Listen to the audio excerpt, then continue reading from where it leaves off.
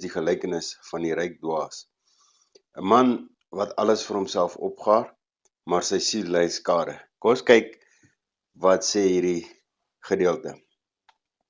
In hierdie teks kom 'n man na Jesus, ons Here Jesus Christus, en vra dat sy broer die erfenis met hom moet deel. Maar Jesus waarsku, pas op vir geldgierigheid. Die ou mense het gepraat van hebsug. Hy vertel dan van 'n ryk man wat groter skure bou om sy oorvloed te strooi. Maar God sê, dwaas, vanaand sal jy sterf. Wie kry nou al jou goed? Hierdie storie tref ons hart in 'n wêreld waar ons meet aan dit wat ons besit en ander meet aan dit wat hulle besit.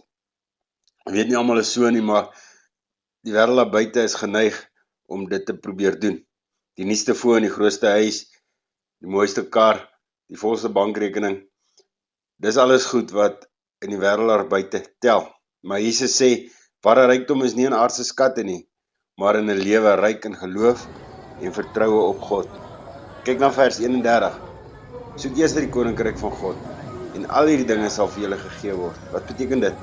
Dit beteken om God se wil bo ons eie begeertes te stel. Om eers sy koninkryk te soek. Om dit wat ons doen, te doen. Eerstens, sodat die koninkryk van God verheerlik kan word en uitgebrei kan word.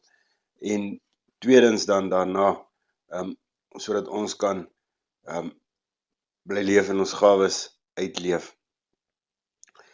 Wat beteken dit prakties? Dit beteken om God se wil bo ons eie begeertes te stel. Dit beteken om vrygewig te wees, ander te dien, op God te vertrou dat hy sal voorsien en nie mense of my eie wysheid nie.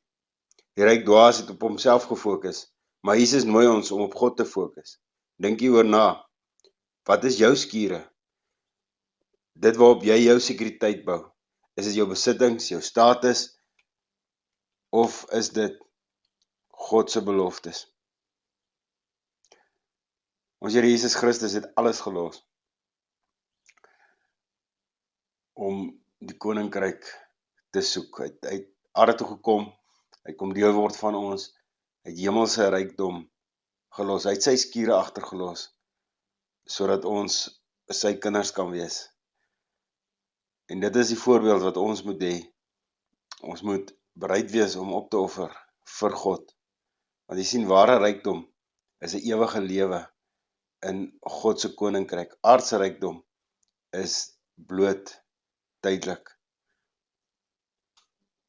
Ons moet pas op om vas te val in 'n jagtog na meer. Dis 'n eindelose maalkolk waarin ons onsself vasvang.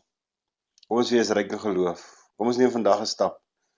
Kom ons gee iets weg aan iemand in nood, of kom ons spandeer tyd in gebed en vra God om jou prioriteite te rig.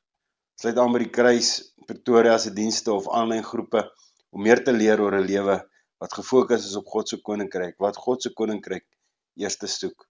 Dankie dat julle saam groei in geloof.